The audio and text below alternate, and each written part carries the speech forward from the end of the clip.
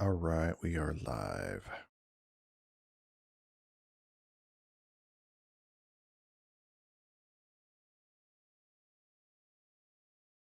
That.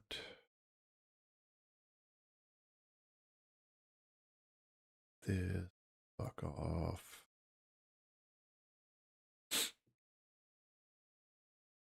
This.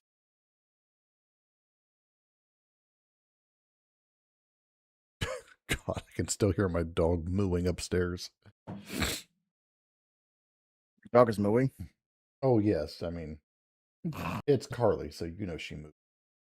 You're not wrong. She is the house cat.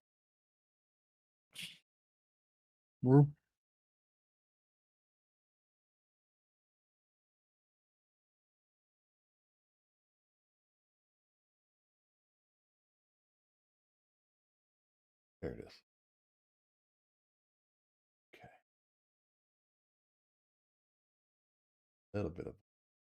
All right, cool. All right, so, let me get the social shout outs and maybe we'll have some people pop in this week. That would be amazing. Assuming we have a few people stop in. Sure, we'd have a few. That'd be nice. We have not the Twitch chat has been quiet the past couple weeks. I do not like it. Yeah.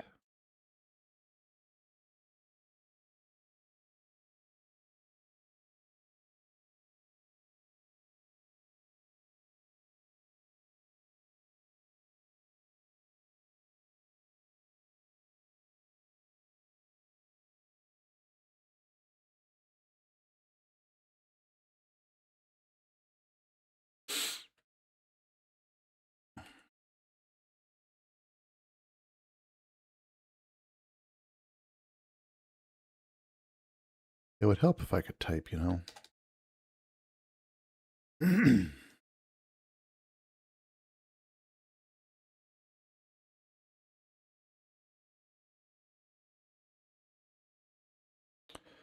Okay, I got that.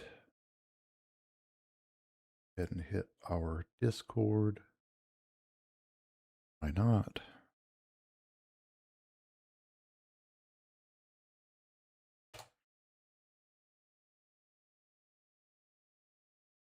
Okay, so I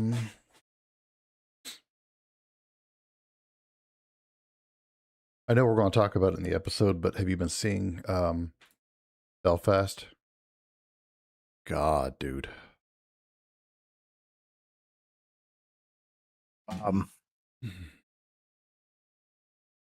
We have to be careful about the wordage and verbiage that's used for that, but I know. I Belfast is I- getting God. I get it. I get it. There's gonna be several moments this episode where we'll have to like stop and be like, take stock of the words I'm going to use, because that's the way the political climate is. Yeah. But I understand. I get it.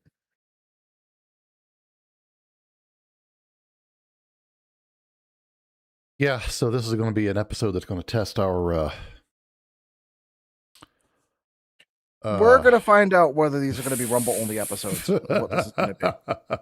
Because if it is, that's fine. Yeah. That's fine. We could do a whole separate thing on Rumble. That's fine. But yeah. Like I don't like the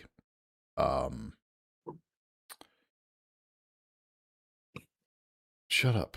I didn't turn you on. I don't like the what is it? The reputation that Rumble has. It's got a very certain leaning for things. Yeah, it's just unfortunate that's the only like free speech video uploading platform, because like Yeah. YouTube certainly isn't and Twitch certainly isn't. Like they have their rules. Yeah, they used to be. You know. The thing is, nothing that we say is going to be anything that's that controversial at a regular, dinner table. But there's certain words and phrases you got to be very careful. Well, some dinner tables have devolved to extreme violence, as we've seen. Oh, some people. Yeah. Yeah. But, yeah, But hey, World Cup, right? What Oh, soccer? I'm so over it. I'm so over it. That's screwing up half of my state. Is it? Well, yeah, because it's over at Gillette Stadium. That's like 20 minutes away from me. Oh, And all the flights and everything, all the traffic. gross. I don't even know why we're hosting it. It's so stupid. It's, they want the money. That's like, So fine. they had to like take down the sponsorship names from the stadiums, so it's not actually Gillette Stadium. It's just like Boston Stadium or whatever it is. Yep. That's stupid. Because they I want their almost said money. the no word. I pulled Yep, a Gibbles. you can't get nope. No, He's no, still no. with us in spirit, damn it. I know. What's up, Kiki? Yeah, no, it's a real pain in the butt when it comes to traffic around my way. Again, hence why I eventually want to move away to a farm somewhere away. Yeah. Why no Gibbles? Gibbles is dealing with some rather unfortunate life issues right now. So, yeah, I guess life stopped messing with me, so it started picking him as the next victim. yeah. So don't hang out with us because I guess we gotta get the cooties. Yeah. The universe likes to use us as human fleshlights, and it went from me to Gibbs and now to Gibbles. Mm-hmm. No, he didn't fall off the chicken coop. I think he would have rather fallen off the chicken coop than this. Well, he learned his lesson. Yeah. What's up, Liz? Hi. How you doing? Hi. Beep boop. So yeah, no. Hit him up if you can. I'm sure he would. Check on him. I'm sure he would appreciate the distraction. You're bothering Austin. Fair. He's fun to bother from time to time. Uh-huh. He has to get in here, though. I know. I chatted with him a little bit this morning as we were watching F1. He is on a 3D printing bonanza right now. Oh? Yeah. Good for him.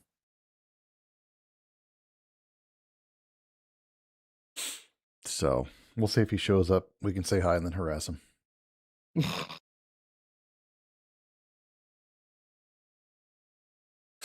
All right. Well, a dragon, all the magic deck boxes. Yeah, he's printing like all the stuff. What kind of dragon? I don't want to. Nope. Is he printing a bad dragon? What kind of dragon is he printing? It's a bad one. It's a bad one. You can't use plastic on that kind of stuff, man. That's how you. Yikes. I bet you someone has tried though. Well, there's got to be an ER story. Yeah, we could try to hit badge 502 and see if he's got any good stories. But yeah, no, there are 3D printable. Oh no, are there really accoutrements? Yes, there are. Jesus. And don't forget, you can take high quality 3D scans of anything that you want. Emphasis on anything. No. And there is flexible filament now. So no, you can get like a little bit of lube and then flexible filament and you're off to the races. You can take care of you on Friday night. Yeah, buddy. There you go. You just learned something. I forced you to. I forced some knowledge. Non-consensually forced some knowledge into your brain. That's what I do. Yep. God, we traded our good economy for this shit. Jesus Christ. The economy's Yes. so bad, I go print myself something to go fuck myself. That's what we got now. That's great. That's great. Oh, awesome. Let the Oh, technology flow through or in you. That's all right. I'll stop. I'll stop. oh I'll God. stop. There's Sorry. a Sorry. clip for you. No. Oh God, our timeline's weird. It Fuck is. CERD. Yep. Fuck CERD. I'm surprised California is going to allow 3D printers to still be legal, considering all the stuff you can print with them.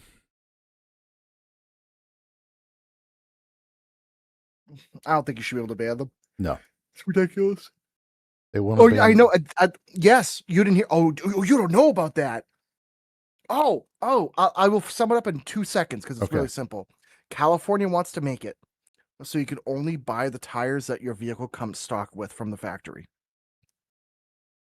So Because wow. they want to make it so that vehicles have the same mileage and emissions ratings. Because for some cars, you put an aftermarket tire on it, bigger tires, whatever. Changes everything. Yes. Now, first off, they can go fuck themselves. But Mhm. second off, that means that almost every single anything close to any sort of performance car will be illegal in that state. Mm-hmm. Because guess what every single person does as soon as they buy one of those? They get rid of the shitty Ling Long fucking, bullshit tires they put a nice set on. So good luck. Have fun. They're going to make their roads actually less safe because then what's going to happen is people are going to buy a Camaro and it's going to have like some basic ass or Mustangs have some basic tires on it. Like, well, it runs 500 horsepower and I can't put a better tire on because California says blah, blah, blah, blah. So I crash my car. And I hope somebody crashes and they sue the state and they win. They'll say, well, it says it advertised braking distance of this, but because it didn't come with those tires. There's also some cars that have optional extras or optional performance packages. So that's the other problem is, are you then committed to always running those tires? What happens if you have like a high-end Shelby and you have to run like tires that are $500 each, but you want to just throw a set of cheapies on just to drive around town? Oh, sorry, can't do that now. So much for track tires. So good luck with that. Wow. I hate when people make laws about stuff that don't work in industry and don't know what the hell they're talking about. Mm-hmm. That's all of our politicians. So, But they're from the government and they're here to help. Yeah.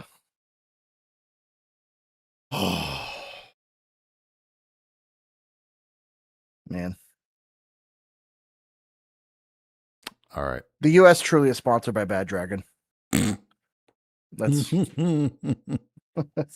basically yes. That's. Oh man. But all right, I'm good to go whenever you are. I'm just causing problems.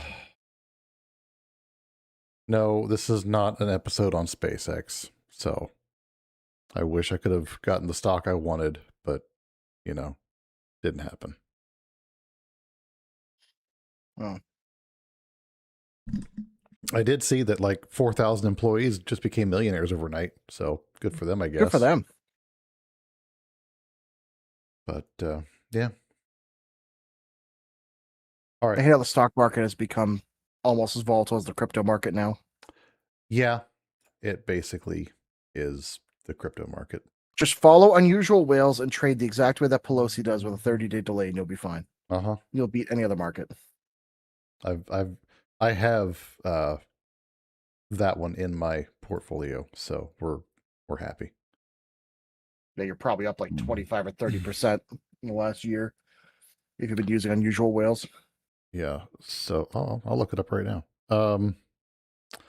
That exact the ticker is Nance, NANC, just if you're curious. That one is only up 10.5% From when to when?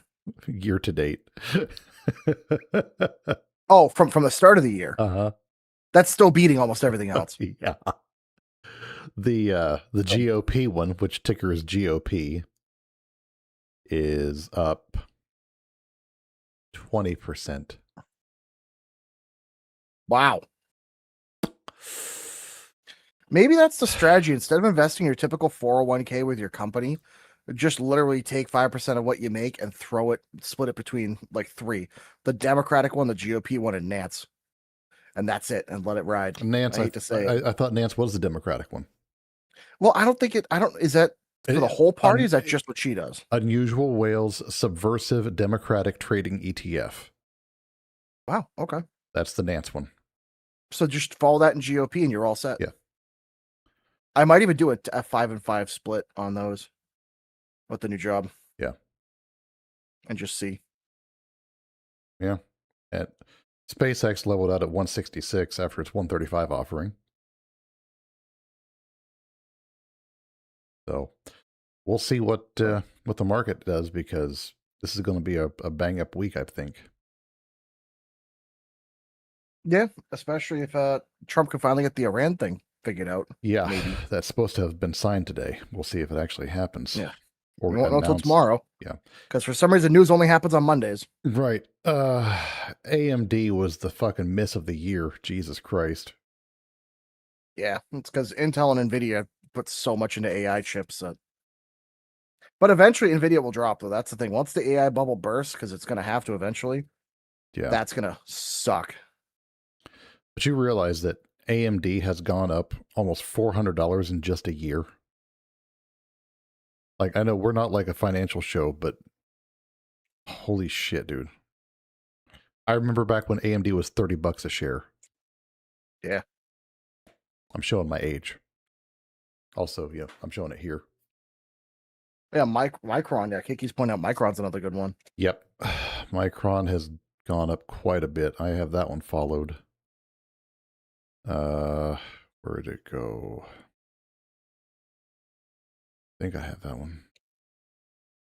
There's my space stuff.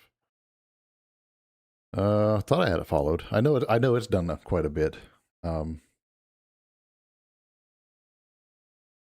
Liz over here holding, a fortune at work. Yeah, more than what my car is worth in CPUs. More than what my house is worth. Oh, damn. Well, they like the super high end, like Threadripper, like the crazy server ones. I don't know. There is one AMD one that has, I think it's like $30,000 or $50,000, like their highest end one. God. I put together a list. So how many cores would you like? Yes. I put together a list of 11 space and related stocks to start following with the SpaceX stuff. So we can go over that in another episode, though. That is something with my new job, because I'll be working 4 days a week.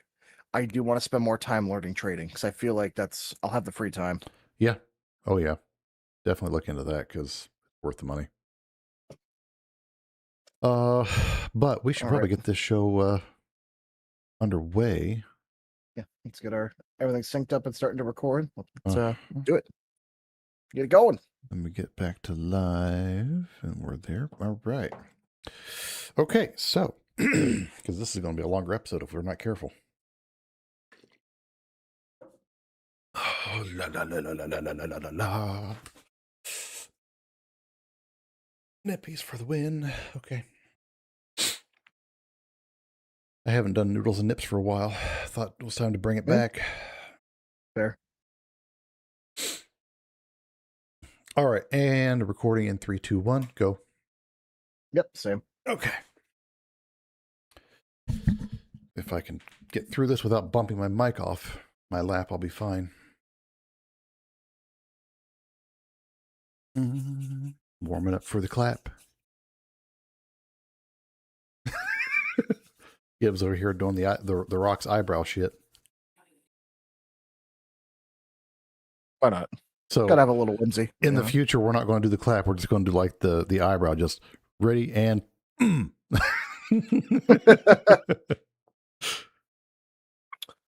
Oh man! All right, sync clap in 3, 2, 1.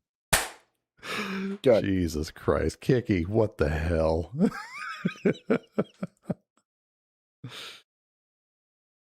Oh, all right. Okay. If you're ready to roll. Yeah. Okay. Fucking do it. Let's fucking do it.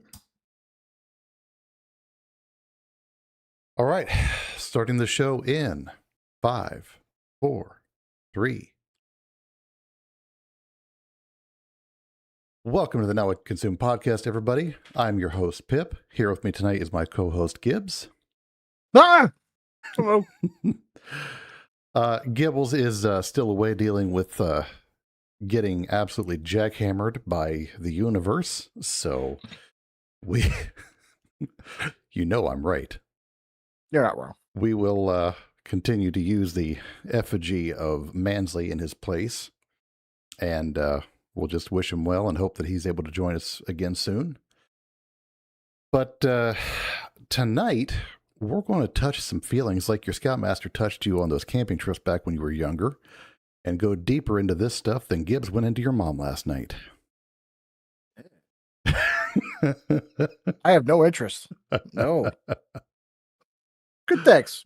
Yeah. No. We're going to talk about the demographic winter and what's being labeled as the quick fix. If this isn't your type of episode, then I highly encourage you to go listen to some of our other stuff, because this one's going to get gritty. This one's going to get probably a little bit heated, not between us, A little but controversial. You know, a little bit of a. If you find yourself screaming at the electronic box from which you listen to our voices at, then that's good, because one thing we try to do is encourage thought. We try to look at the issues from a logical standpoint, and we want people to engage and try to figure out what's going on in the world. This is something that is quite literally reshaping the world, and the mainstream conversation is kind of broken, for lack of a better word. It's a mix of harsh economic math, cultural survival, and an absolutely massive policy failure that we're seeing kind of light on fire, a dumpster fire basically, into the streets of Europe. And unfortunately, it's something that's very likely to be showing its face on a street near you very soon. Demographers, or demographers, however you want to pronounce that one, call it the demographic winter. It's when developed nations aren't having enough kids to replace themselves. You need a birth rate of 2.1 to stay stable. And right now, almost 3/4 of the global population is below that.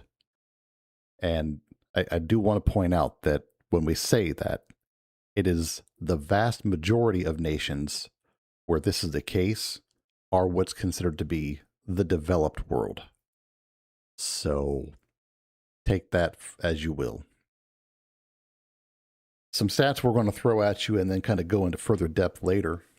South Korea is currently at the top or bottom of the list, depending on how you stack the data, at an existential 0.75. Now, this is rated in births per woman. Japan is shrinking by hundreds of thousands, and the US and Germany are also well below replacement. And these are not the only countries in that situation. So why have Western populations not just completely lemminged themselves right off a cliff yet? It's because governments have chosen a rapid fix. Everybody's favorite, massive immigration. And here you all thought the wide open border policy was just because the left hated America. Hash brown sarcasm. It's what we're basically discussing in part is something that people wanted to quote as a theory, but it's not a theory. It's in part of the Great Replacement theory. It's in part of the idea of, if you're not going to have people being birthed, why not just import the solution? The issue is, well, there are many side effects that comes with that. We'll be discussing that in depth. One thing I do want to point out is if you look at what's happening in Europe, every country but Poland is having this issue. European Texas. Yeah. And it's not, I want to clarify this before we get into this. This is not directed as any hate towards any one group. This is not directed to single out any one group. This is not to say that anyone is against people coming to a country legally. What we're getting at is the side effects of when you pick up somebody from one area and just drop them into another area without doing anything else. Because I wanted to state this before anybody tries to take something out of context later. Because I'll be damned if somebody tries to take any of this out of context. This is a very in-depth discussion, but I feel like this has to happen in a certain way for people to understand what we're getting at. Yeah, like you've said, we're probably going to end up having a similar episode over on Rumble. I already know the episode topic. I don't know if you want me to say what that one's going to be. Let's leave it for Rumble. I think we know. Yeah. But that one's probably going to be the one where if we did it not on Rumble, it would get us absolutely hammered with some stuff.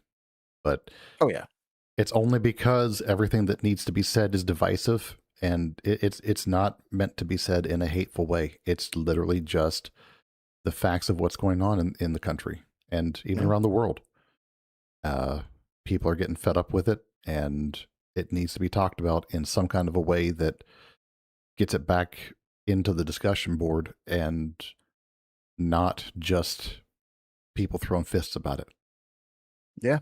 So, because that's what it's going to come to if not. Oh yeah, no, violence is inevitable if this is not dealt with like now. Yeah. This isn't something just to wait 10 years and deal with it, because if you wait 10 years on this, it's 9.5 years too late. And 10.5 years too late, probably. Cultural erosion is becoming a serious issue. Yeah. And granted, I probably see this more than you because of where I live. Uh-huh. But I have seen a lot of it. Even areas and places that I knew growing up that were like farmland, that things were nice and peaceful. Now it's sprawling urban areas full of crime and violence, and a culture that I can't really relate to anymore because it's nothing there is about what I grew up on. And I'm not using that in a negative way. I'm just saying that's what's happening. Yeah. But I understand why a lot of people are getting mad about it. Yeah. And it's happening in literally every Western country. Yeah. Take Belfast, for instance, Northern Ireland, which I guess is technically part of the UK. We're seeing kind of the breaking point of corporate logic come alive in Belfast. The city is enduring lockdowns, riots, and fighting in the streets. If you haven't heard, it was not a bunch of teenagers taking over a bunch of businesses. It wasn't some drugged up guy getting assaulted by cops. It was a brutal daylight knife attack on a local resident by a 30-year-old asylum seeker from Sudan who had legal permission to be in the UK. Yeah. So we're going to kind of go into detail on that later. And if you don't want to listen to that part of the episode, then don't, because it's not pleasant. But spoiler alert, this is not a one-time incident. Yeah. Jesus Christ, how loud is that car? Anyways. Oh my God, I don't know if you heard that. I did. Like, good God. Anyways. But no, the spoiler alert is, I know, I can feel it in my ass for some reason. I'm shaking my house. Sorry, I had to break that up.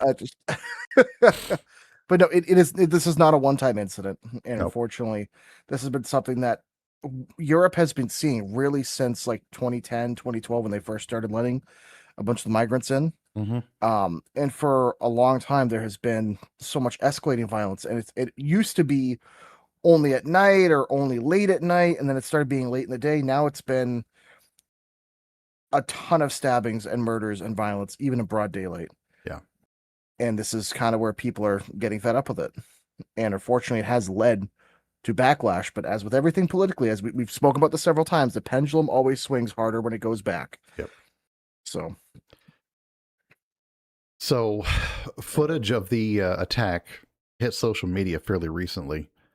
And once that happened, decades of kind of simmering frustration basically Mhm. just it lit the short fuse and it just went Oh off. yeah.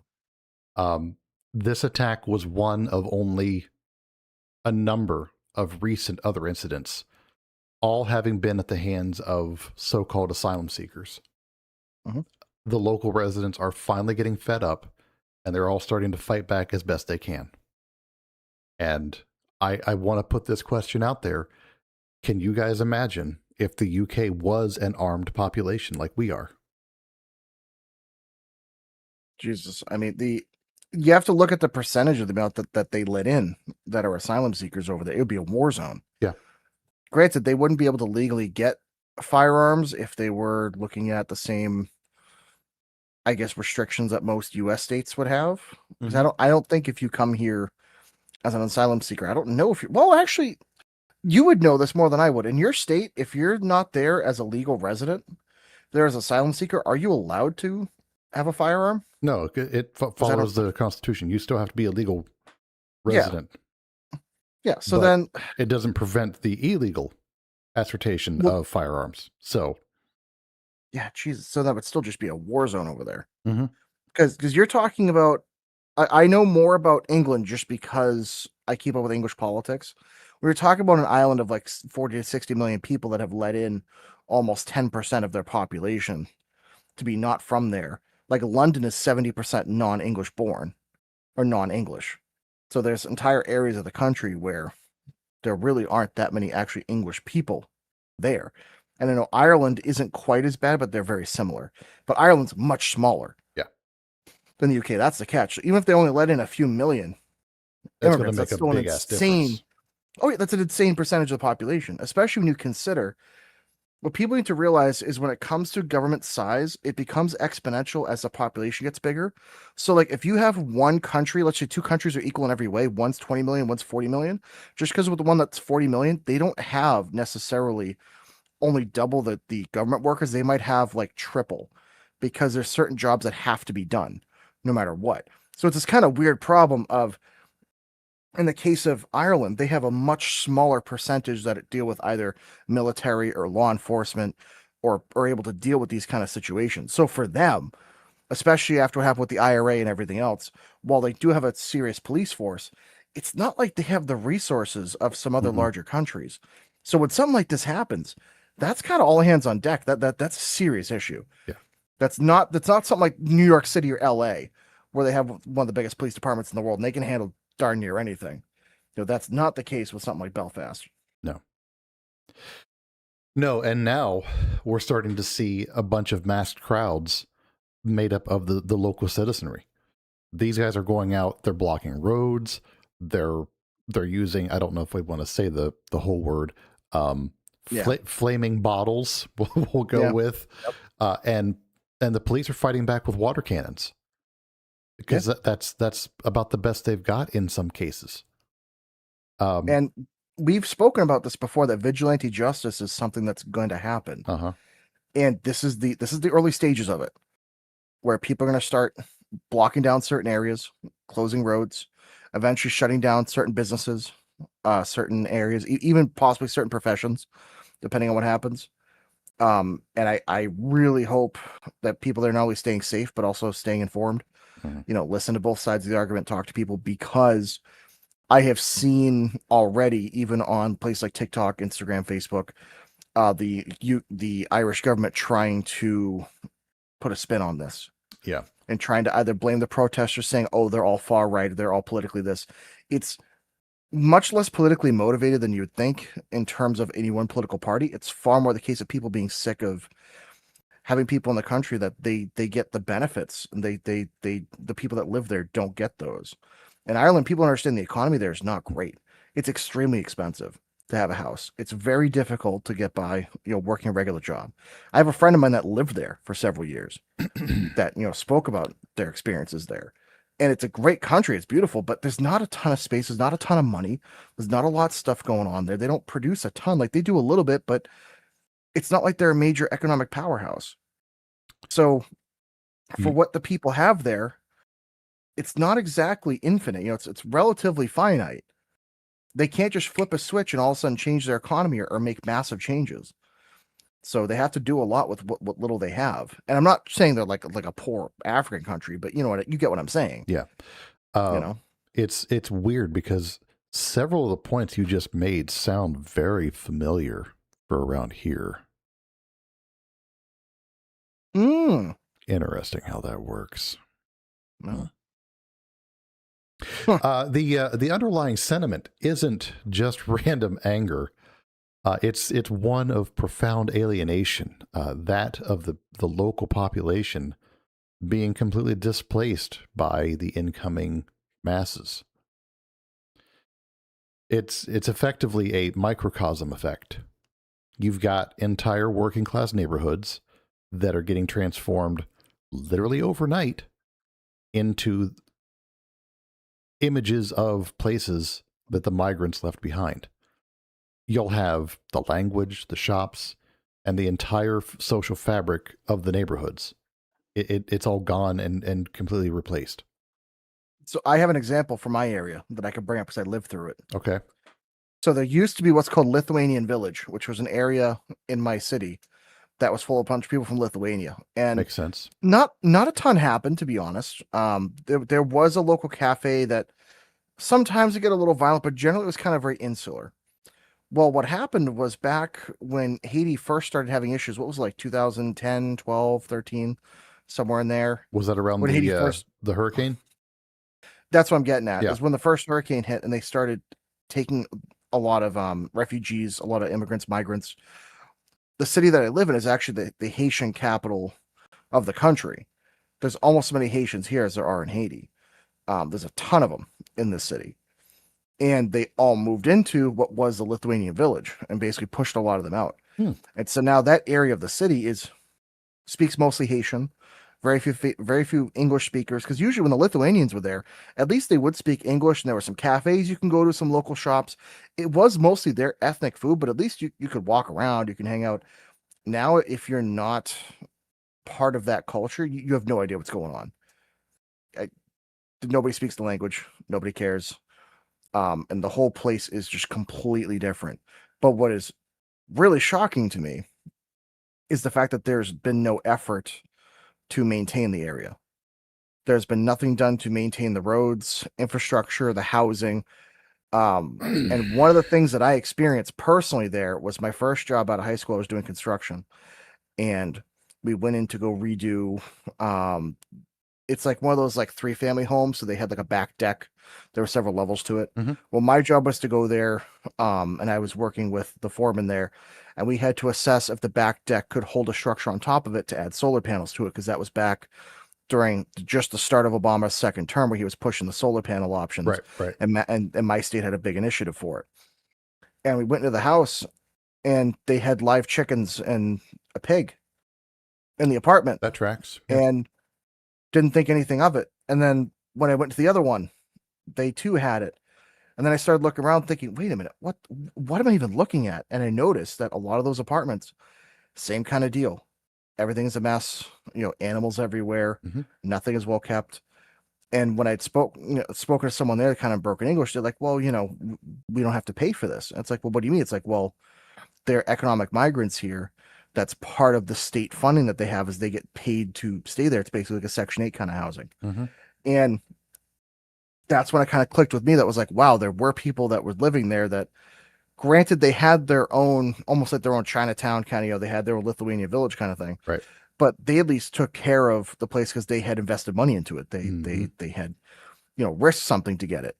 Whereas now with this other group of people, unfortunately, it was the case of they didn't invest money into it. Yeah. They don't have any skin in the game. So going through there, that was like me being 18, thinking, "Oh, everybody's great, nothing wrong, bad ever happens, everything's good." And going through that and being like, "Oh my god, Yeah. what? How?" I would also encourage anybody that's curious, take a look on Google Earth at the island of Haiti. It's split in half. If I'm not mistaken, it also shares half the island with the Dominican Republic. Yes, it does. I'm pretty certain that if you turn off the border feature of Google Earth, you can see where the border is without needing that. You could damn near see it from space. You actually can see it from space. Yes, it is that stark. Mm-hmm. And that's just one of the weird little things about some I'm trying to find the right word. You want to help me out here so that I don't get us. So let me say this: not all cultures share the same values, Thank you. and so the catch here, and the reason why I brought that point is, in their culture and where they're from, that might be considered acceptable, and that's fine in that country, in that culture, that's cool. But over here, that's not, and it's like the same thing. I always put this akin to same thing if I went to France and I brought my firearms. It's like I wouldn't be mad at them for getting mad at me and arresting me for bringing those because those aren't legal there. That's their culture. Mm-hmm. Same thing here. It's, hey, here's our standards of what we expect. You need to follow that. Because I actually raised an issue years ago with someone that I knew in the area. He was storing horses in a shipping container.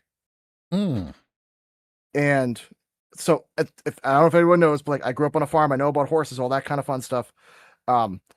He thought it was okay to just put a fan in the corner. It had no window, no nothing, just a big door he would open with a pallet in front of it, and he stored a horse in a shipping container. It got up to 140 degrees. The only reason I know about this is because he went down to, I thought it was Cape Verde. I think he was from Cape Verde to visit his family for a little bit, and he happened to know us through the horse world. He's like, hey, can you watch this for us? I was like, yeah, sure. I had no clue the horse was kept in that condition.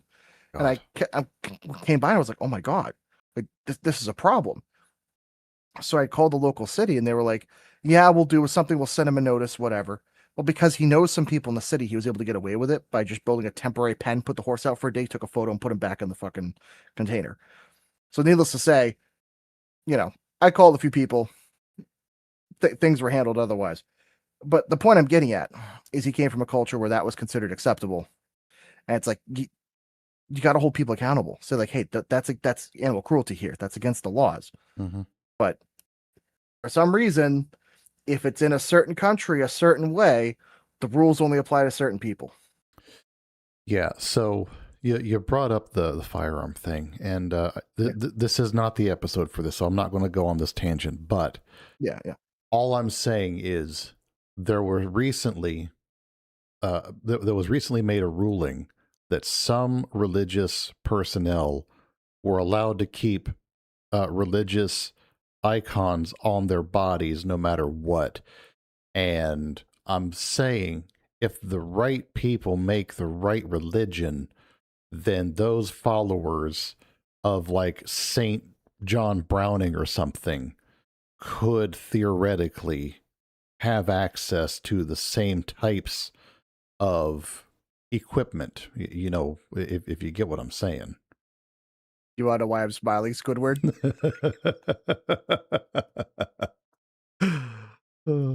I already emailed the mayor of Boston, Michelle Wu, about that same question because they were going to keep up that exemption for that religion. I don't want to name that religion because that might get us in trouble. But there's a religion where they're allowed to keep a knife on them for religious exemption. And I had said, well, if firearms are considered part of my religion and I actively have the legal right to carry it, am I allowed to carry it anywhere? And they have not officially responded. But I've also sent an email to Gun Owner Action League saying, hey, is there a way for us to... You need to also get one to GOA, Gun Owners of America.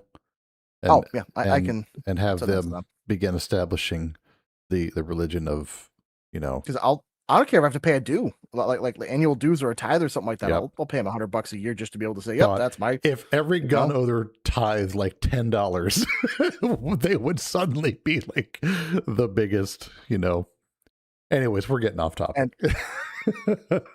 But the part of the topic that does make sense though is if we're taking in people to where they're allowed to have religious exemptions to subvert our laws or our established culture, or really what are supposed to be the social norms and expectations that we have with one another, then do we really have a society or a culture or a shared culture or shared values if they're just allowed to say, yeah, I like your laws, but no thanks, and just do their own thing. Yeah, like child And marriage. yeah, Hmm. which, by the way, I even think it's stupid that even some like more American-centric religions can still get away with somehow marrying kids. There's even a senator that married off his daughter at like 15 or 16. Hmm. It's like, shame on you too, buddy. Like, not for nothing, but Yeah. let's be intellectually consistent here. Don't be weird. Hmm. Don't be weird. But I agree the laws should be equally applied. Yes.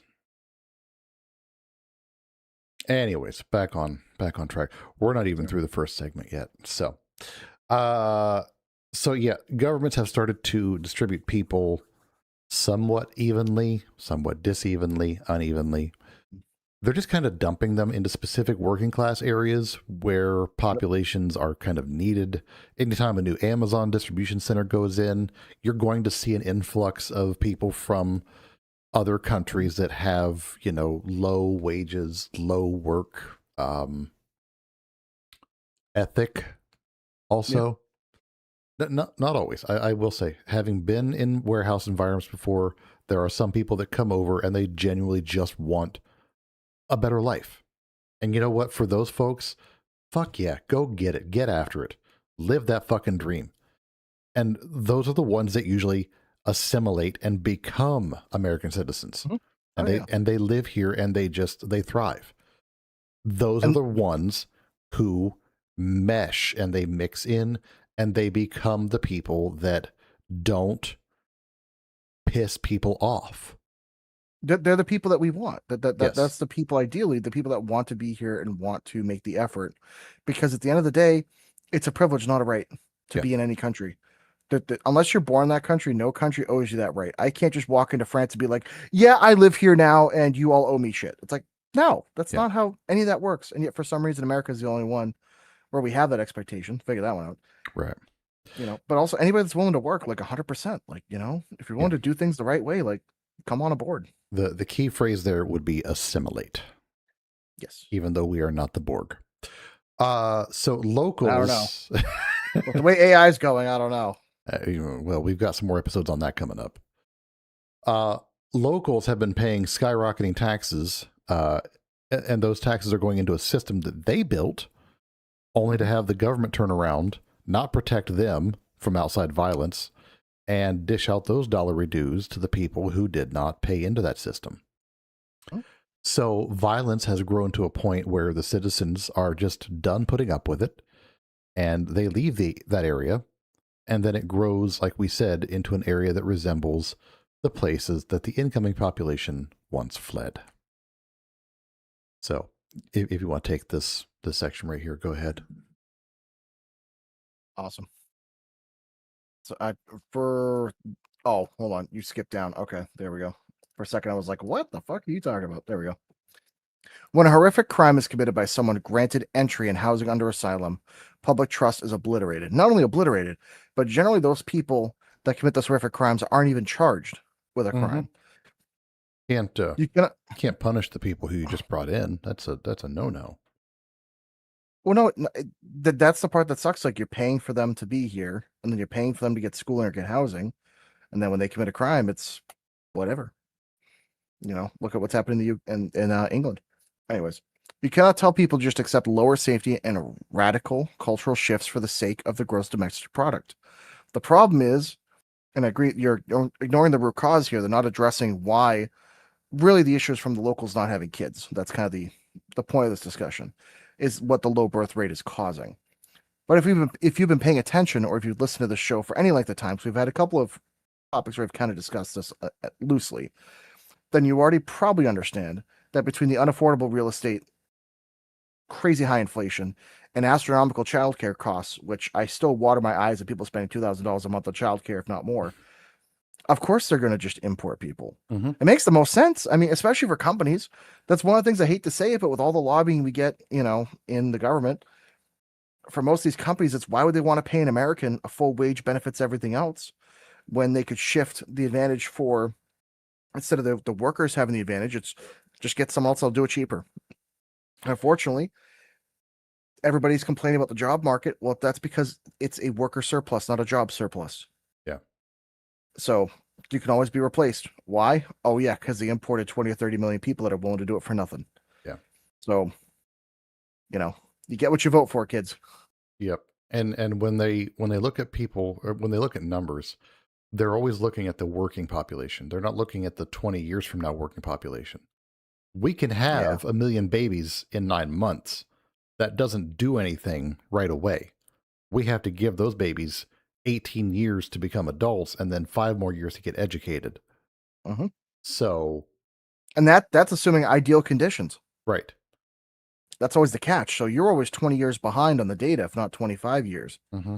with where it's going on. So people aren't looking far enough ahead. Yeah, so that's why they're importing all these people, because they're already working age adults. They can immediately fill the slots that need filled, and they are bodies on the production lines. So, But then the problem is they're filling the slot, but are they fulfilling the full job? That's also the other problem with, again, I've met many people that, God, they can work circles around other people, but also I've met many that can't speak the language, don't know anything. Mhm. And like back when I was at the old shop, I had a guy that was hired for another distributor to drop off parts for the auto parts shop. And the dude dropped me off parts for another shop that was 15 miles away. And I could not speak English to him to have him understand, like, this is the wrong part. He said, no, part. It's like, not my part. Yes, part. It says right on here, it's for like Middleborough. This is Braintree. That's like 20 miles south of me. Yes, part. And then would walk out. And it's like, for fuck's sakes, I got a customer that's waiting on a car. And now I have to tell him, oh, by the way, the guy that dropped off the parts, the guy that's paid minimum wage, unfortunately does not speak English. And I couldn't tell him that's the wrong part. He took off. But it's stuff like that I've seen at several points along the line. And the issue is when you have your minimum labor jobs replaced with people that you might be flipping a coin, whether they can do the job or not. But because they're minimum wage and they're willing to not take benefits or anything else to be part-time, some companies are like, whatever. A body's a body. A body's exactly. And I've seen it a lot. Yeah. And it's scary. But anyways, instead of fixing the economic environment for young families, the state is just importing a new population. It's a duct tape band-aid tearing the skin off. No prosperous nation has successfully reversed its birth rate collapse. And this unvetted mass migration or a quick fix is creating dangerous new crisis. We're watching the collision of elite economic planning and real-world cultural friction. Belfast and the UK shows us exactly what happens when you push a population too far. Which is spot on. The numbers aren't a slow decline. They are a rapid compounding contraction. 2.1, or the 2.1 myth versus reality, basically 2.1, or that birth rate number, isn't a random number. It's a strict mathematical floor, granted on averages and everything else, that's required to just keep the lights on from one generation to the next without importing labor. Because you have to consider 2.1 for that replacement. That covers as well people, getting sick, disease, everything else like that. You kind of need that extra little bit of wiggle room there. But however, the global landscape has shifted rapidly. As of 2026, over 70% of the world's population lives in a nation with a birth rate below replacement. Yes. We're transitioning from it. Oh, yep. I will say that one again. Just that one sentence. Yeah. Over 70% of the world's population lives in a nation with a birth rate below replacement. That's massive. Could I pull up a number that I had pulled up that Sure. I wanted to share at some point? I figure we're at this point. So we have two countries that are responsible for almost 25% of all the births in the world. Oh, let me see if I can guess, because I don't have this data. I'm going to say China and India. Yes. Oh, look at that. But what is crazy is the United States is responsible for 2.7% of global births. But India is responsible for almost 18%. Wow. China is responsible for 6%. So they're actually low considering what they should be. But India alone is 18% of the global total birth. Well, that's last year. That's what happens when you do stuff with your sister. In that case, in Alabama will be on the list too. But it's not just that. It's the issue of if you're looking at the numbers purely, the issue you're going to see is it's not just a numbers problem, people problem. It's going to be a cultural problem down the road, where most Western countries, that culture is going to shrink or even be absolutely devastated if you keep up the migration rates the way they are. Eventually, there won't be any Germans in Germany. Yeah. Like there won't be many Englishmen in the UK. I mean, the UK alone already has. I forget the number I saw. It was like 28 or 30% that are Indian, either Indian born or Indian descent.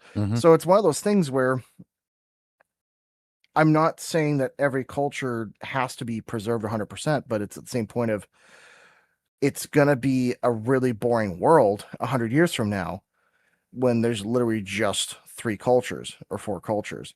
That's kind of the beauty, I guess, of this planet is having 181 different countries or whatever, 190, whatever it's at right now, because who knows with some, and be able to have that spice of life.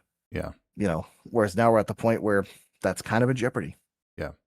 I did want to point out something, and this is completely unfounded, but it's something that I've been seeing pop up online. The numbers out of China for what their population are or is Over-exaggerated. may in fact be very over exaggerated. I think they are. I've seen the number as low as 500 million. So that's I think you're right though, because what's their official right now? Let me check. like 1.3 billion, I think was the last official. I don't, looking at the amount of ghost cities that they have and the amount of areas that they don't have crazy overpopulation and crazy poverty, it almost seems like they are not at what they say they are. I think it's almost an economic way of kind of forcing the need a little bit to be able to say that, hey, we have more, we can do more than we actually do. 1.4 billion as of May is the official. Yeah, I would doubt that. Yeah. I just don't I don't think it would be as low as 500 million, but yeah, maybe 750. I'd say 750 to 9 would be, because also at the same point, it's not like China up until recently was very good about being honest with records. So who knows? Yeah. Because who knows how many people they say work in their government versus how many people how many people are doubles or copies or whatever.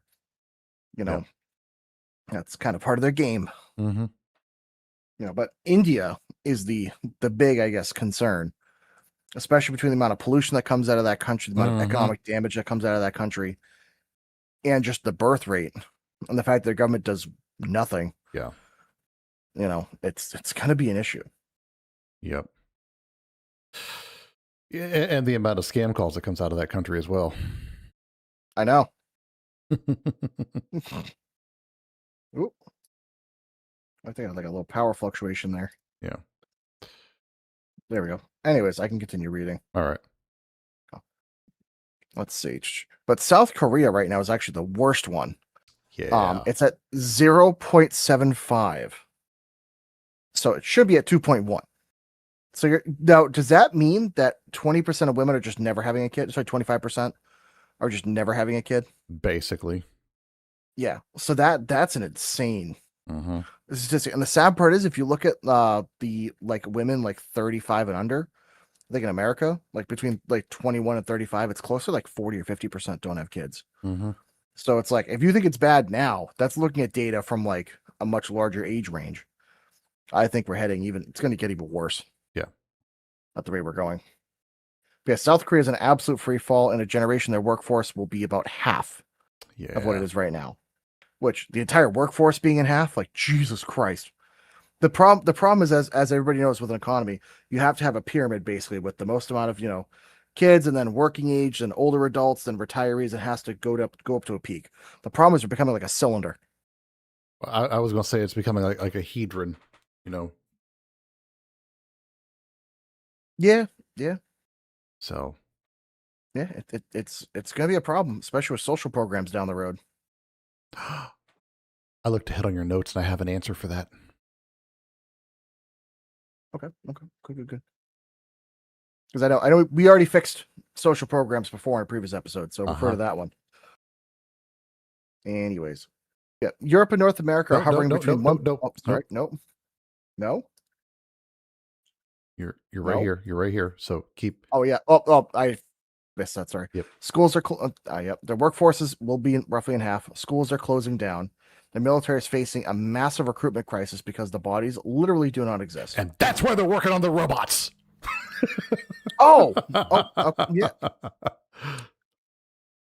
God, that's gonna be weird. If in like 100 years from now, because of really low birth rates, you just have robots that are basically the majority of the workforce, majority of the law enforcement, and people just are there. Well, suddenly it all makes sense, okay? The robots can replace the workers because the workers don't exist. Rather than import them, you just build them. Yeah. Don't have to feed them. Or Don't have to pay give them. them rights. No. They don't have rights, no, because they don't have the AI Bill of Rights yet, which we've talked about. The problem is that just leads to war. Well, that's the Terminator War. Yeah, I think we're like 3 years away from the. No, 5. Is it 2028 or 2033 that we have the Terminator War? I don't remember. I don't remember. I have to look it up. Yeah. I haven't seen those movies in forever. Gotta love it. Gotta love this timeline. But Europe and North America are hovering between 1.4 and 1.6 for birth rate. It looks less severe on paper only because the timeline is being artificially extended by immigration metrics, although we've seen that's having its own issues as well. Goddamn her. So again, I know, right? And CERN. So it is also the case of, too, if you were to actually compensate, for legal and illegal immigration, I mean, I'm sure that's probably closer to 1.0 or 1.2 for a lot of Western countries. Because like that's something I was talking about with a couple of friends of mine. I have, out of all my friends, I think if I am like friends with like 7 couples that are close to me, I know 2 that have kids. Uh-huh. And I'm 32. So that's usually the ripe age of like, if you're going to have kids, that's usually coming up pretty soon. Mm-hmm. And every other couple I know is like, no. Like, kind of including me at this point. Right. Because like economy, can't afford it. Don't have the time. So it's the case of like, it's only going to get way worse. I hate to say it. Yep. Let's see. I don't know if you want to take this next part, if you want me to do it. Go ahead and finish out this part. I'll start on the next segment. Okay, cool. So modern states are structured like a giant chain letter. Did you say steak? Steak. I don't know, I'm hungry. I'll tell you. But you need a massive base of young, healthy tax-paying workers at the bottom to fund the pensions, healthcare, and elder care for the retirees at the top. That isn't what we're getting with some folks coming in from other places. When the bottom of the pyramid shrinks, the system breaks. Governments are terrified of structural entitlement collapse, which is why they are threatening human populations as completely liquid, swappable assets. Treating. Which? What? You said threatening. They're treating. Oh, treating. Sorry. But I mean, they're also threatening. I mean, it's not inaccurate. Tomato, watermelon, whatever.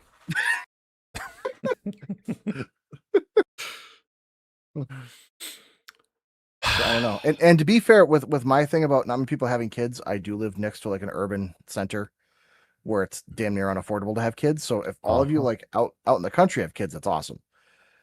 But well, out in the country, you kind of have to have kids because farms. Yeah. We used to have farms. They're all houses now. Yeah. There's a farm on my way to work that got bulldozed and a data center is going in. It hurts my soul. Plant bamboo. Make them pay for it. Not a bad idea. Bamboo and airdrop sugar over the concrete. Have fun. Actually, I do not recommend that for legal reasons. That's not advice. That is not advice. Sugar over the concrete? Okay. Yeah. Good deal. Just Google it. I can't tell you what it does. Just Google it. All right. So that brings us up to the economic realities of The Modern Family, which, by the way, was a great show. Oh, that is a good show. Yeah. We're currently looking at an under 30 barrier, and it's kind of turning into a delayed life timeline. The age milestones for stability have shifted quite a bit. Back in the 80s and even into the 90s, buying a starter home and starting off in your career in your early 20s was pretty standard. Today, people under 30 are expected to spend their 22 to 30 decade just digging out of student debt and navigating an entry-level gig economy. So by the time a young couple feels even remotely secure enough to look at a positive bank balance, they're staring down at their mid-30s, and the biological window is being squeezed by the economic window. So That's why there's a weird thing in my area that we've noticed. Is I have a couple of friends of mine that are now single that are trying to date, and there's a lot of like guys in their mid to late 30s that are like getting with or marrying women that are like early 20s to mid 20s, because like almost no guy in their early to mid 20s can afford a family. right. So like they just date older guys. Yeah. And that's kind of all over the country.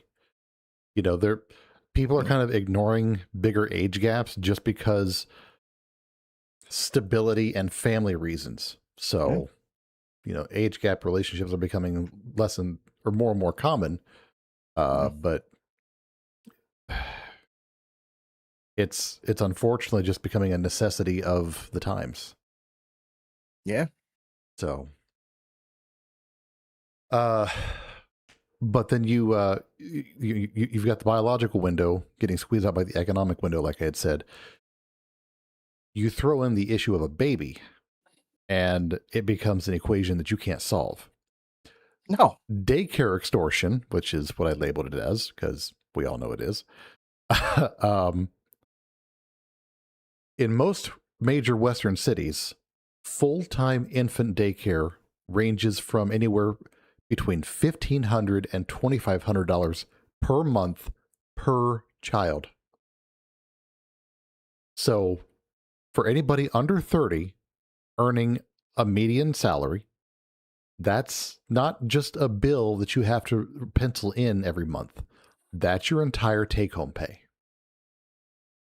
So the system effectively says that one parent either has to not work, which puts their life on hold for several years,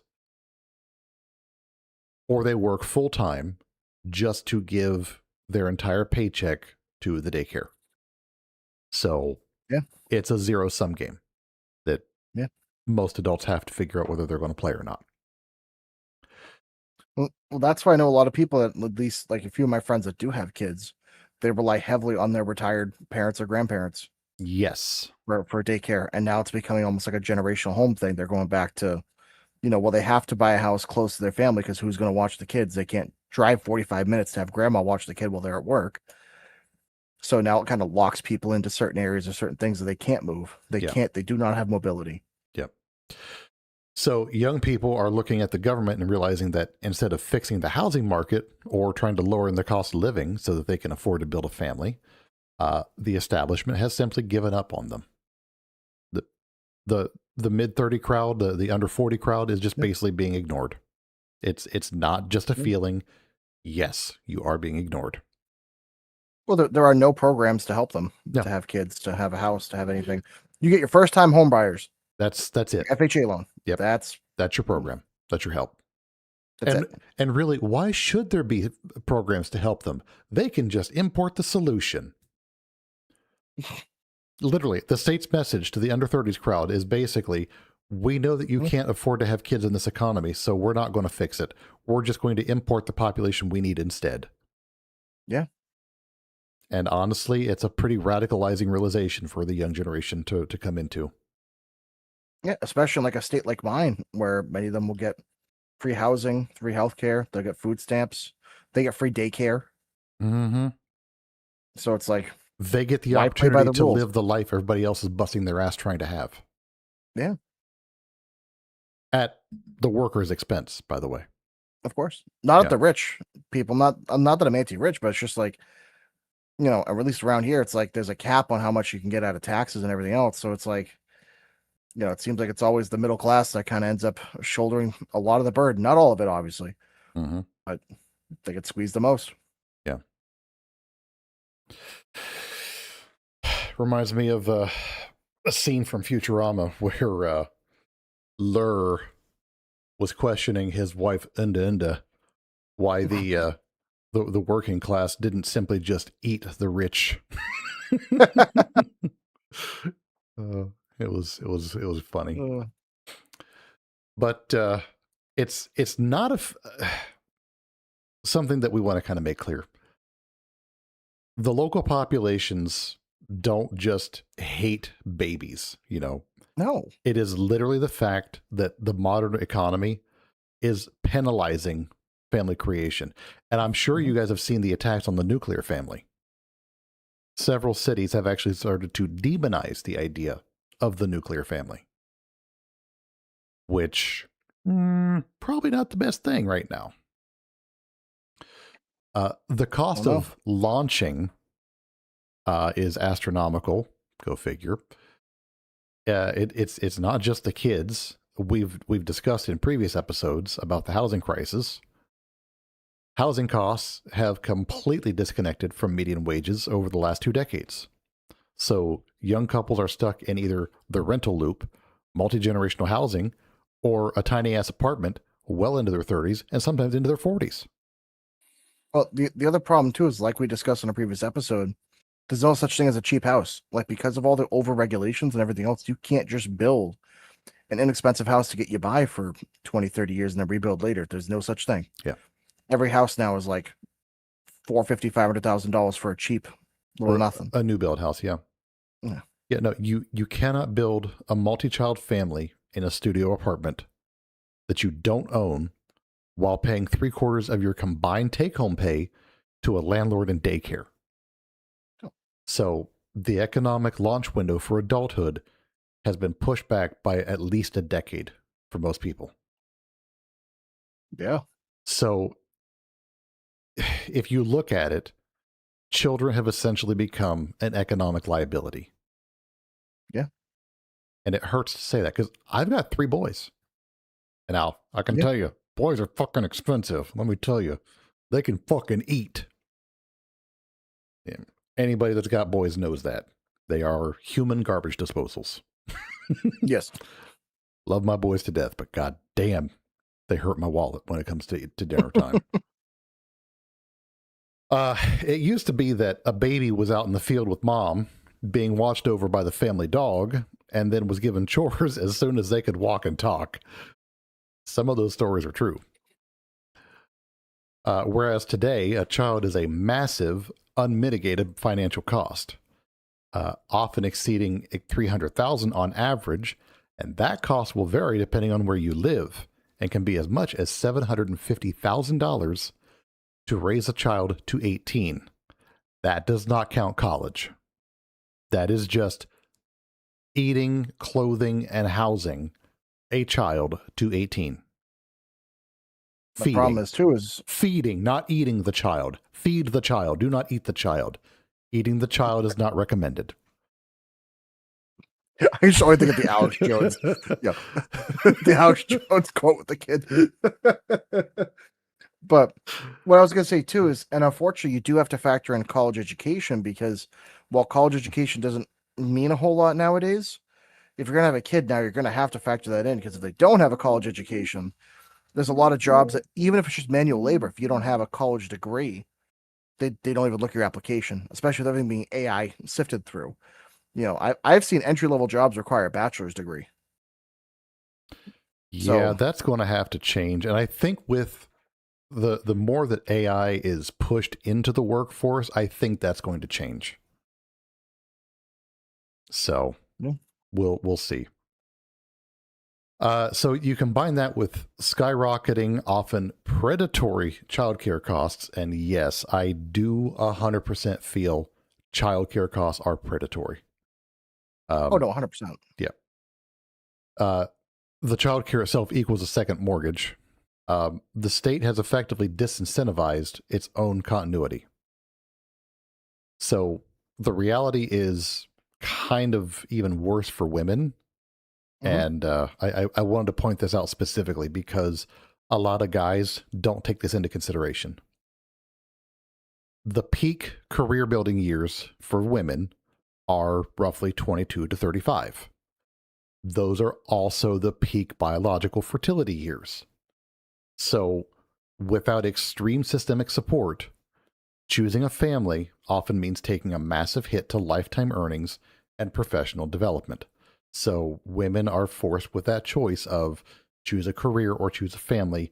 You cannot have your cake and eat it too, unless you're lucky enough to have a case where you've got a guy in the house that makes enough to support the choice with you.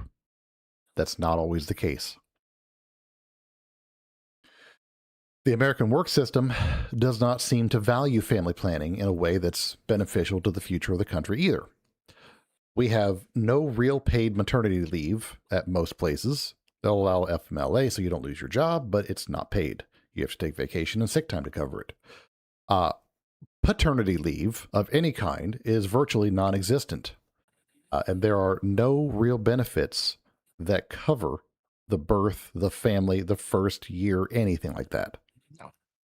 So we hit a point where family development, family planning, the replacement birth rate, the corporate world has more or less decided that we do not birth our way out of this, we import our way out of this. Yeah. And that brings us to Belfast. Gibbs? Absolutely. The catalyst on Kincaid Avenue. Kinnear. Kinneard, sorry. I gotta like up the fucking size of this. Hold on. Whoop. There we go. Oh yeah, touch Really it. small. Sorry, I at that wedding I spent 2 days looking into the sun taking photos. My eyes are shot. Dude. For a guy with bright blue eyes trying to sit there like, all right, smile, and I'm sitting there going, it just Ultra Oh, squints engage. dude, I bet you 90% of the photos, my at least one of my eyes are shut. Like Nice. it was painful. So, anyways, let me go. Whoop. Oh, my. Okay, yep. So there's an incident that triggered on June 2026 in northern. Oh my God, did you just adjust everything? Fuck you. You Oh, said you God. wanted it bigger. Yep, I could just adjust the size of my end, Oh, but I well, appreciate it. there. Thank you, though. Anyways, there was a brutal daylight kitchen knife attack on Stefan. I don't know how to say the last name. Ogilvy. Ogilvy. Say that again. Ogilvy. Ogilvy. That is a way to spell it. Oh, Ireland, don't ever change. A disabled local man in northern Belfast. The attack resulted in catastrophic injuries, including the victim being blinded in one eye. The suspect, 30-year-old Hadi Alotted, is a Sudanese asylum seeker who was granted 5-year leave to remain in the UK. He entered the country via a highly contentious route, traveling from Paris to Dublin, then crossing the open border into Belfast. Jesus. Yeah, that's kind of a backhanded way to get in there. Mm-hmm. There were mass groups dressed in black, blocking roads, setting public transit buses on fire, clashing violently with the PSNI. I don't even know what that stands. Local police forces. Oh, and forcing police to deploy water cannons. This isn't just a localized protest, it's a structural rupture. The violence has spread across Northern Ireland and jumped the water into Scotland, Glasgow, and Edinburgh, and in parts of England. Over 24 people have been left homeless as rioters go neighborhood to neighborhood, targeting migrant housing. Mm-hmm. What does it look like if this level of violence starts to break out in the U.S.? That would be why it honestly kind of is getting close to that point. I hate to say it. I think so. That's why I put this question in here, because we saw kind of an appetizer level taste of this back in the 2020s with the Floyd riots, the chop zone back in Portland. So yeah, and that did not go over well. They killed innocent people. Yeah. No. So does it continue to escalate with does it stop there, or does it continue to escalate with the pressure that's been building? Well, the problem is, as long as you have states saying that people that are here, whether they're here legally or illegally, it doesn't matter, that they should be there, and other people saying, well, those people aren't part of my culture and aren't part of here and aren't here legally. As long as you have that discrepancy, mm-hmm. I hate to say it, but it's inevitable. Because you got some people that are willing to kind of be in the middle ground and not really deal with it. But when you have so much extra violence and extra, upheaval and unrest. It is inevitable. Let me pause at this for a second because it's a thought that's been kind of Zoidberging around in my head, especially since I started doing the research for this episode. For a number of years, people have kind of gone back and forth on the mention of a second civil war here in America. I'm starting to wonder if the second civil war that comes about may not be what people thought it was going to be. No. It could very well end up being this type of issue coming to fruition. Well, so look at what's happening. You know what's happening in United Kingdom right now Oh, yeah. with that recent stabbing. Yep. So there was a UK citizen that was stabbed, to death, by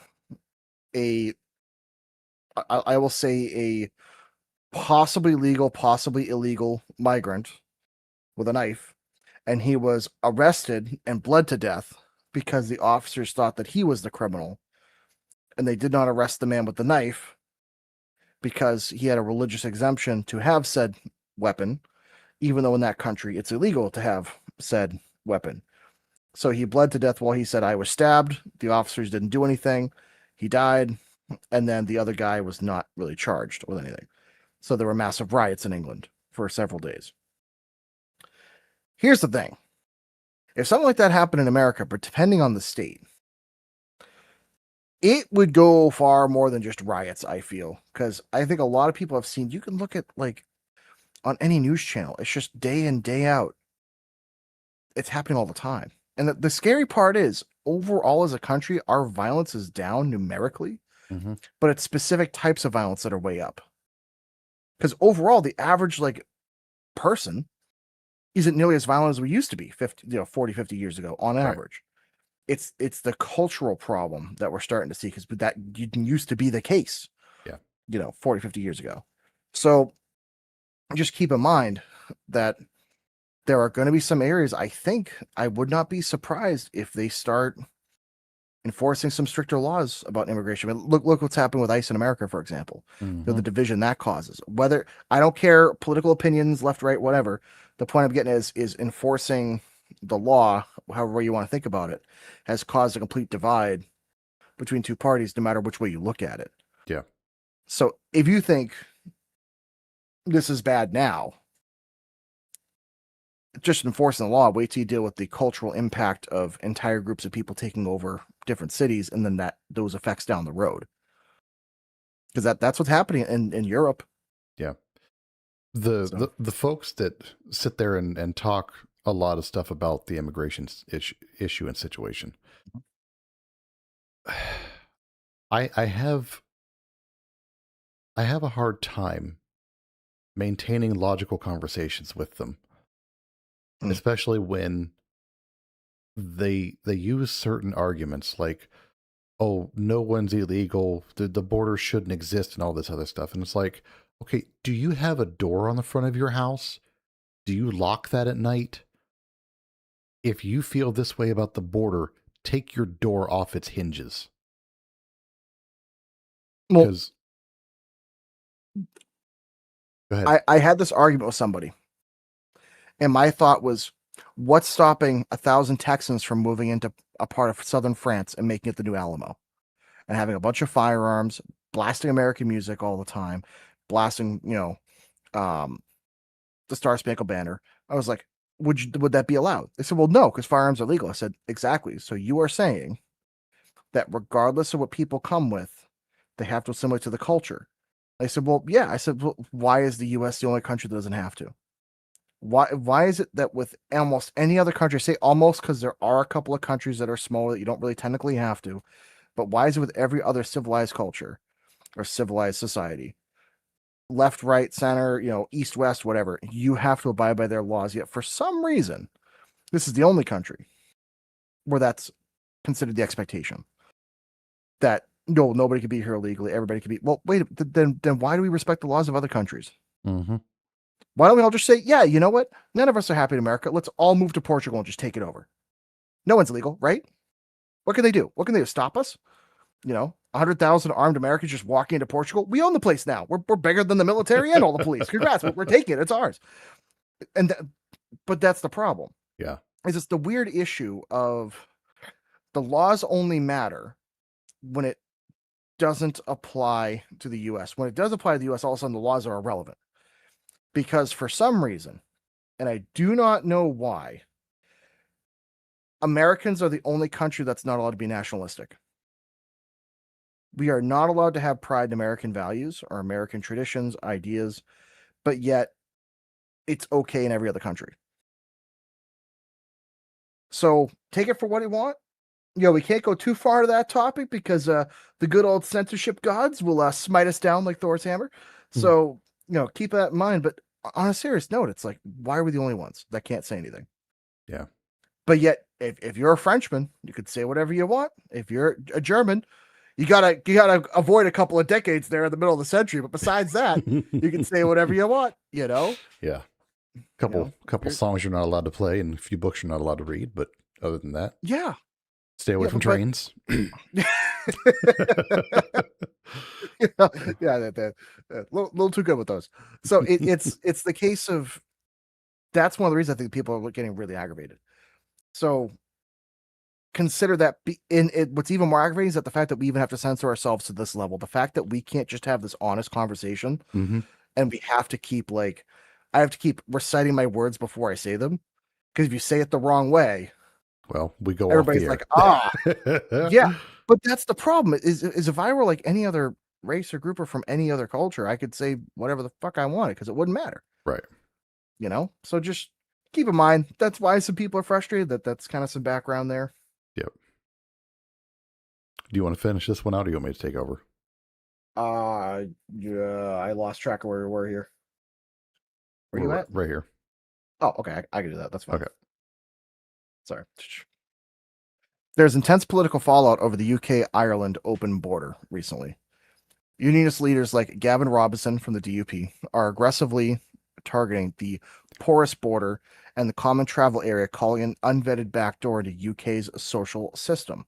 Sound familiar like the US? The underlying rage comes from the sense of complete backdoor thought.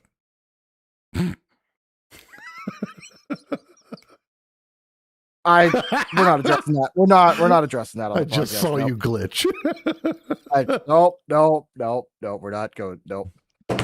Anyways, the underlying rage comes from a sense of complete betrayal. The local population is expected to follow strict laws, pay high taxes, and navigate an overstrained infrastructure while the state fails at its most fundamental duty, securing the borders and protecting its citizens from violent actors imported under the banner of humanitarian aid. One of the things you point out there that I forgot to mention when you talk about overstrained infrastructure, the reason why they're so mad in England and Ireland, they have free healthcare that they can't have access to. Yeah. Because everyone else is fucking using it. Yep. So at least in America, even though while we do have, people that are immigrants here do get free healthcare basically, at least we still get to get serviced and get stuff done. Over there, it's been a catastrophe for the NHS. So just keep that in mind. Yeah, it's not fun for the people that live there to have access to the free options they pay for and can't use them because services are being backlogged by all the people that don't pay for it. Yeah. It's great. So, the immigration patch is kind of an illusion. It's the elite consensus is that it's a victimless, purely mathematical economic solution. But what happens when high volumes of people from the global south, as it were, are rapidly concentrated into historic, working class urban neighborhoods? Well, you excuse me, I can't human. I'm dying. There you go. Sorry, that's been happening all weekend. My God. One has only to look at Dearborn, Michigan, and you will see exactly what happens. Languages change, social norms warp, and local businesses are completely displaced. It creates an intense, justified sense of alienation. People feel like foreigners in their own hometowns. A nation is not just an economy or a piece of real estate. It's a shared history, shared culture, and a shared set of values. When governments treat immigration as a simple plug and play solution for a declining birth rate, they treat culture as basically irrelevant. Culture is, in fact, relevant. Look at America as a whole. When you import populations rapidly without assimilation, you don't integrate them, you balkanize your own cities. So that brings us to the final big question. Can this be fixed? Pro-natalist policies are kind of becoming a core forefront issue. So the data is sparse on whether governments can actually solve the core issues without resorting to mass displacement. Direct cash payouts are too plentiful, especially for those people coming in, like you had mentioned. You've got people that are able to come in. I hate using this phrase, but it's fresh off the boat, and they just get handed all the stuff that they want or need left and right, and the people that have been living there struggling just get turned away. Policies in Eastern Europe, such as Hungary, Poland's 500 Plus program, and South Korea, they've thrown billions at direct cash bonuses, tax exemptions for large families, and subsidized housing. It does not work long term. It creates a temporary tempo effect.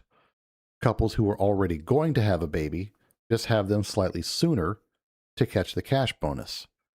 It almost never convinces a family to move from 2 children to 3 or 4. And that brings us to the Nordic structure model. Those good old Nords. They know how to do it. Do love a good sauna, though. Doesn't everyone? Right? Sweden and Denmark have an interesting approach. They focus on structural infrastructure rather than raw cash, which, novel thought. Massive mandatory shared parental leave up to 16 months and fully nationalized top-tier subsidized childcare. Good fucking Lord, can you imagine? If people didn't have to pay for childcare, if it was just a debt wiped off or a bill wiped off, that would take a load off of people's plates. Problem is, we're too busy giving money to every other country. Yep. Got to pay for those gender studies in Botswana. Yeah. So those policies has kept their birth rates slightly healthier than the rest of the West at around 1.6 to 1.7, but it's still not hitting that 2.1 replacement rate. So it's not perfect, but it's helping, and they're doing better than us. No, but it seems like if you took a little bit from everything, between what Hungary's doing, between what Denmark and Sweden are doing, plus a few different things, you could come up with a solution. Yeah. And it does seem a little bit like the Leering centers have less to do with what's going on there. God, gotta love those Leering centers. I guess it's one of those things where you have to create an economy where, number one, you're not printing the money into obscurity and into where inflation is astronomical. So you would have to limit the amount of money that the government can print every year, number one. Number two, definitely have to give tax incentives and tax write-offs for people that have kids. And then also have infrastructure that can support not only healthcare, but also, quite frankly, our quality of education kind of sucks in this country. I know people say it's great, but when you look at it, actually, it is not great. From what the thing is, we put the most amount of money, but it's because most of our standards are absolute crap. Yep. And quite frankly, I hate to say it, there's a lot of parents that also aren't doing their job at home too. Mm-hmm. They're not, they're just putting the kids in front of an iPad rather than actually, engaging with them. But that's a whole nother thing. So it's the issue. It's a multifaceted problem. So there's no real one easy solution. My thought would be to make a country to where, to those parents that do a good job of raising their kids and putting the effort forward, they get the most rewards. or have the best chance of success. But the problem is when you have, again, this is the way I look at it. It's always the problem when you have more workers than you have jobs, you will never have a successful economy. Yeah. The only way that everybody prospers is when you have more jobs and people, and everybody's looking to start a business, everybody's looking to grow. You want an economy where it's trying to expand, not as quickly as possible, because like overexpansion can be an issue, but at a rate that is larger than the birth rate in a way. And that's what we had from the late 40s up until like what, the late 60s, I would say, probably 60s, 70s. You could even argue 80s. I would say all the way through the 90s. You know, we didn't start seeing like big decline. There was that crash in the 80s, but the big declines didn't start till right around 9/11. Because the catch is nobody right now can argue I need childcare for my job, because they'll just fire you and hire somebody else. Yeah. But if there were more jobs available, they'd say, you know what, we'll cover your childcare if we can get you to work here. And that's what a lot of people used to do. You know, I know my mom, when she had me where she worked, they covered her childcare just because they wanted her to work there. There used to be places that had childcare on site. That's a rarity now. Yeah. I don't know anybody that has that. Yeah. No one. So it's one of those things where you could try to put in all the laws you want, but at the end of the day, if the economy can't support it, it doesn't matter what else you do. So I guess my advice would be we have to start there. Make it a jobs first economy. Yeah. To where the workers have the say. That way, hey, if you want to, trade off, maybe make a little less money, but they're willing to give you childcare and healthcare and all this other stuff, you will and do see what you can do. But it's also very difficult to even start a business or have a company in this country. Mm-hmm. So that's the other problem. Like I'm seeing, at least in my area, everything's shrinking. Yeah. A lot of companies are going out of business. A lot of places are selling. So the job market is ridiculously bad. So it's like, how do you raise kids in an area where your job could be gone tomorrow? Yep. There's no stability. And that's the one thing with a family you need, stability and certainty. So.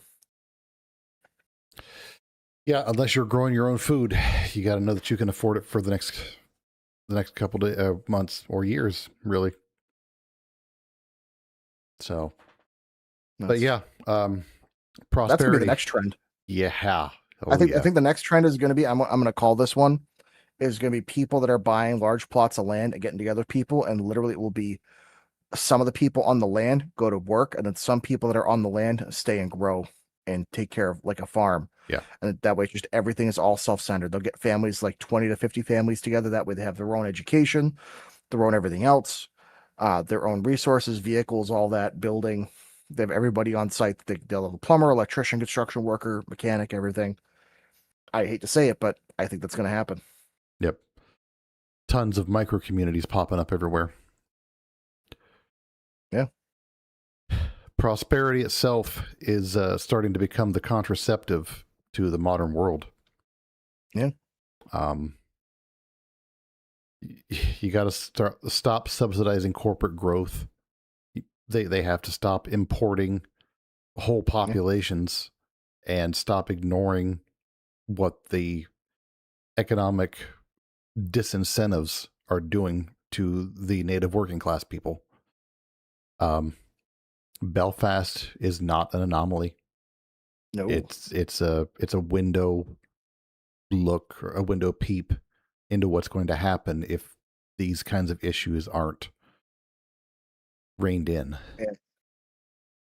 And the one thing I will say to the older people in the crowd, like that are currently in like the 60s, 70s, that are still even in politics, is be careful how this goes, because someday when you're older, you're going to want someone to take care of you.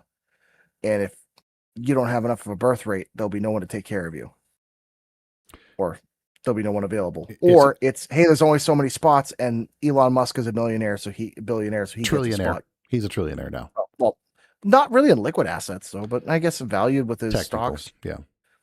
But that's going to go down at some point. But yeah, he is a trillionaire. So also keep this in mind. When you get to retirement age, your options are going to be family, possibly immigrants at a social facility that you may not have any control over going to, or robots. Yeah. Or you get the magical fourth digital option, which may just be the better way at that point. But that's scary because then they're just gonna work you until you can't work and say, "Well, into the hard drive you go." Put me in the hard drive. I'll go. Yeah, I think I would rather have a shorter retirement and just kind of choose my day. You know. Well, with the Sarcopod, you can do that. We covered that in the episode.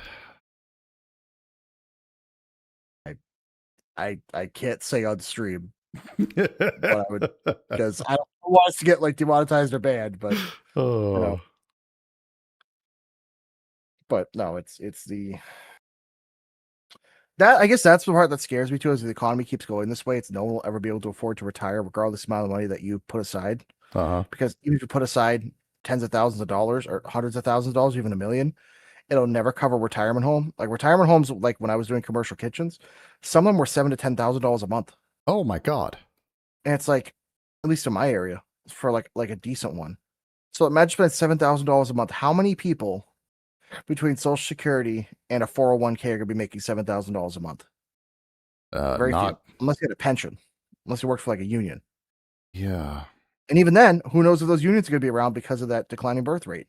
There might not be enough people in the union to pay out your pension because there's no legal obligation for them to pay that out. They're allowed to say, "Hey, we're insolvent. We can't pay it out." Mm-hmm. So, yeah, I put what I feel like your thought was probably going to be in the episode related weirdness section of our Discord, which if you're not in our Discord, you should definitely be in our Discord. You can enjoy that. But yeah. Yep, basically.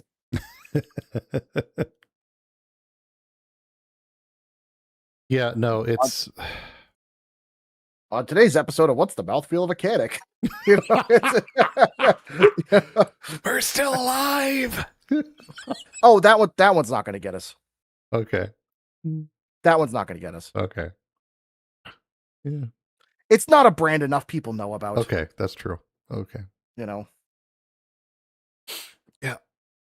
We're not trying to get kicked out of stores because we're judging based on mouthfeel, so we're good. No. Although, look up on Reddit if you want to see some funny stories. Look up like stories from people that have seen stuff like that. Oh man, it's sad. It's sad. Like, don't get me wrong, but it's also like, oh Jesus. Yeah. All right. Well, I guess that brings us to the end of the show. So don't be dirty slut dragons. Like, follow, comment, share, subscribe, do whatever you can wherever you can, and we'll stop asking. Come to the live show. We'll have the information out when we're getting a little bit closer, but it's working out some details, Sunday, September 6th. Yep. In Lancaster, Ohio. We'll get you all the details probably in. How soon do we want to get all that stuff finalized and get all that? I was thinking July. That's kind of what I was thinking. That way we have 2 months, Yeah. 2 months out, if we want to do 2 months out, that's going to be 4th of July weekend, which is like 2 weeks out. Yeah. No. Crap. It's time for the Home Alone scream. Ah! Okay, so we'll have to. Thank God I don't start my new job for next week. So this week, let's start. Okay. Finalizing some stuff. Okay. Because I get a list of the equipment I need to bring. Yep. And I don't know. Touch some no squares and love each other. And we will be back next week. We will hopefully see you all then. We love you. Thanks for hanging out. And see y'all then. Bye. Bye. All right. Recording is stopped. We are not going to wait until September 5th to put out the details. We actually want people to show up to this. So, no. No, we're doing it way earlier than that. The thing is, we didn't want to put out stuff too early before we could like finalize everything because, right, we all have some crazy, we all have some life things happening. So, Yeah. So.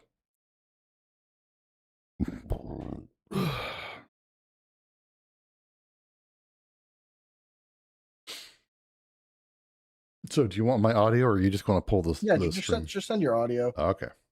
Because I think we did the clap at basically the same time. Yeah, it was pretty lined up. This is 24. Yes, this is 24. It's funny, the 24? 25.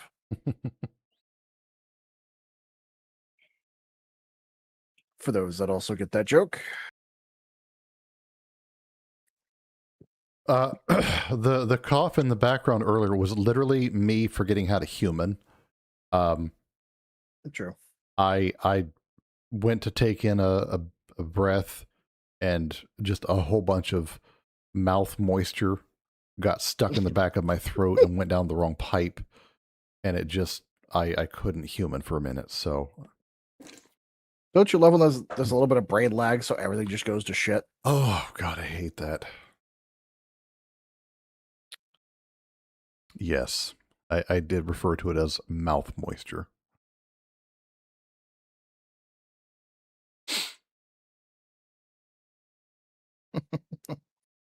Oh man. All right, Gibbs, I'm going to give it to you. Eh, not in the back door.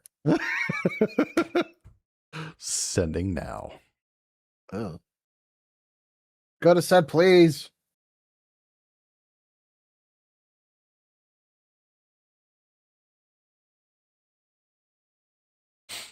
See, folks, you heard him. He didn't even say please or thank you. Nope. So rude. I just So rude. kind of gave it the old hawk tua and sent it. Jesus. It is a surprise struggle cuddle. Then I waddled away, waddle, because my ass was still sore. Oh, shit. Okay. Well, you've got it. The clap. He walked right up to the doctor's stand. He said to the doc, run in the stand, hey, waddle. Got any ointment?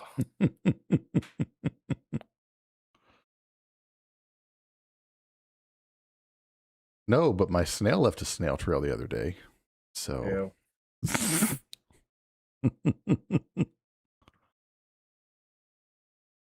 Yeah, I non-consensually learned about how wild snails are, Uh-huh.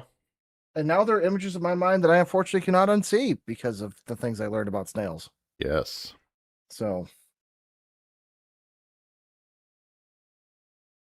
they are weird.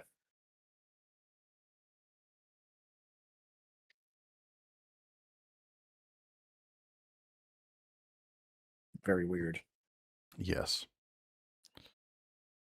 I would love a Malaysian fire snail, but they exist only in a certain small part of the world, and it's horrendously illegal to remove them from there.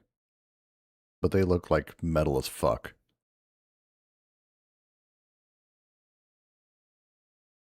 Did we lose you again? Oh no, you I'm just here. sat very still for a second. I was hiding. Oh, you want to see a picture of the fire snail? Okay.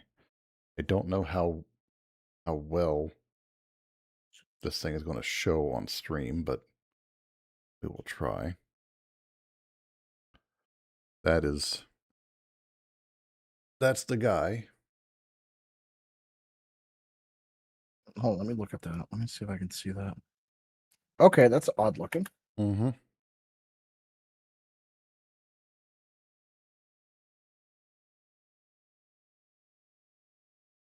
Oh, yeah. Duh. I'll just shut up. I'm old. I forget I can do these things.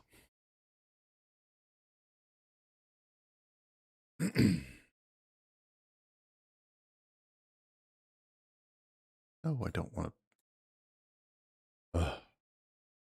You shut your whore mouth.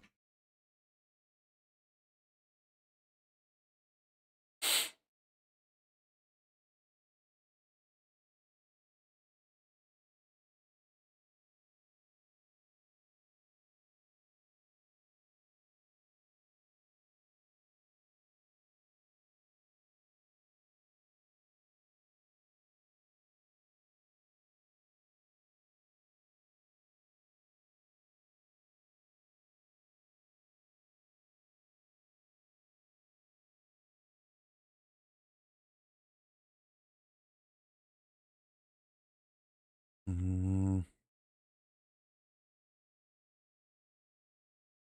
Oh, here, I'll just do this. Oh, you mean shenanigans?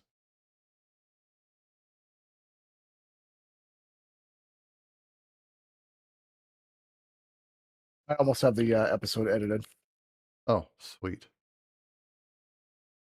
because I am Johnny on the spot when Are it comes awesome. to.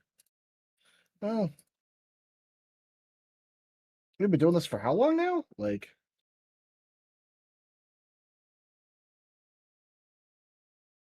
no, we have.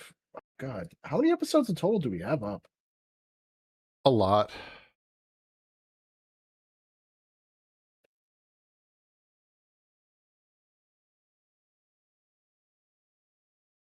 Why can't you?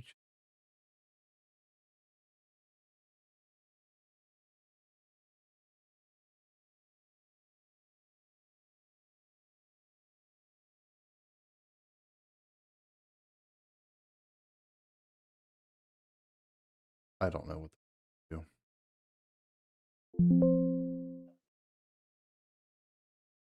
I don't know. Just look up a fire snail, okay? They're red with a black body. They have a black shell. The shell's got like metal in it, so they're pretty awesome.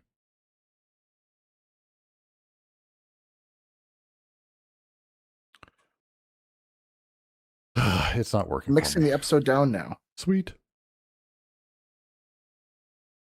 There is on my end an ever so slight sound from the air conditioner only because it is 92 degrees out. It's 70 here. I fucking wish. It also Dude, stormed all to hell here. Oh, dude, when I got back from my buddy's wedding and my air conditioning wasn't on up here for 3 days, it took like 9 hours to get it cool up here. Gross. I had 2 air conditioners running. It was so hot. Yeah. Like, fuck that. All right. Well, as you've got the episode done, I'm going to go ahead and end the stream. We'll let everybody get back to their busy lives. But thank you all for hanging out with us. It's good to see people in chat again. Last couple episodes have been lonely. It's been a little quiet, but yeah. So yeah, we'll see y'all next week, and hopefully you guys can stop by and say hey. Hell yeah.